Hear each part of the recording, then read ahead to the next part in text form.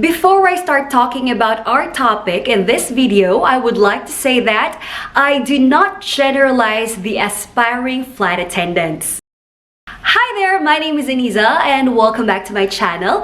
I know it's been a long time since I talked about how to apply for the cabin crew position. I noticed that many aspirants are making this 5 mistakes, or should I say these bad practices, before the recruitment day. So without further ado, let's start. Number 1 mistake of the applicants: they want to be spoon-fed. I am pretty certain that a lot of vloggers, bloggers, writers, or whatever you call them, who are also flight attendants at the same time, they have already mentioned everything in their content, like what to wear, what to bring, how to answer the question, which airline, which agency, and even share their personal experiences with you. And yet, there are these people who still want to ask on how to apply.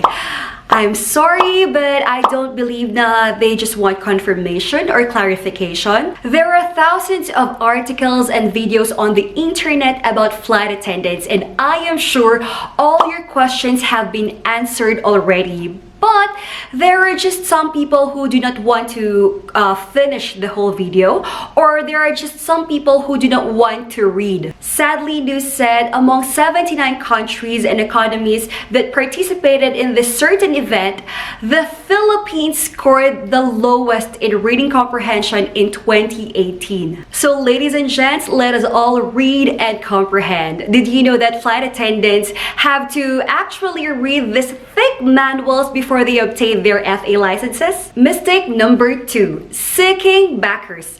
I do not hate aspirants who send us their CVs.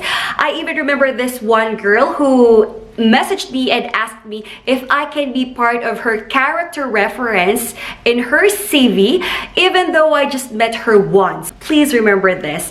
I fully understand that there are these applicants who are hoping that perhaps we can help them get into the airline, whether their intentional is to become our referrals, or sometimes they want us to be their backers. However, you are messaging the people who do not have anything to do with the recruitment process. And just be careful, because sending your documents to strangers is very dangerous. We flight attendants went through it. We applied for this position and we really worked hard to be in this airline. Unfortunately, we cannot bet on a horse, especially if it is through agency. Simply, we cannot be your backers. Third mistake is listening to negative talks. There are these 2 girls who asked me if it is safe to work in the Middle East or even worked in a closed cabin with this particular nationality, because that's their parents' concern.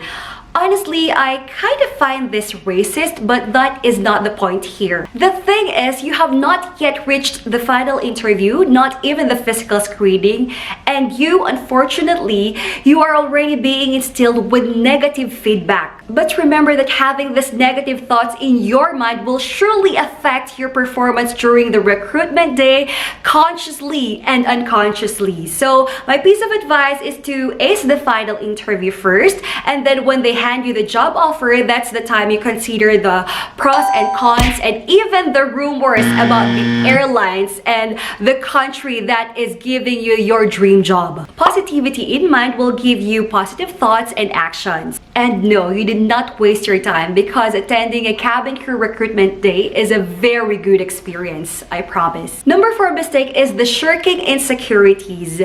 All of us have insecurities, and I will not talk about the things that are inevitable here, like the height and the serious health problems, but there are things that you can change or eliminate. So if you can do something about it, please do it. If you are insecure about your looks, then you should take care of your skin. If you are insecure about your body, you should eat healthy food, exercise, and have a balanced diet. And if you are insecure about your intelligence, always study hard.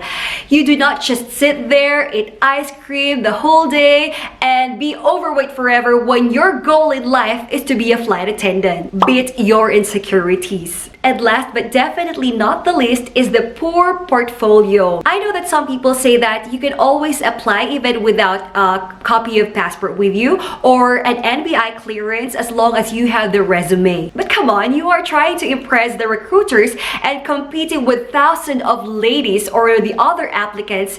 You should be geared up. Try to complete all your documents like the passport copy, whole body picture, NBI clearance, TOR, etc. And you must have a strong portfolio because flight attendants are like Cub Scout. They are always in a state of readiness. Sabi nga nila, laging handa. There you go. Those are the 5 common mistakes that applicants do before applying. Please get rid of those things because those are not helpful at all. Good luck to your journey. Again, this is Adiza. I hope you find this video useful, helpful, and beautiful. Thanks for watching. See you in the skies.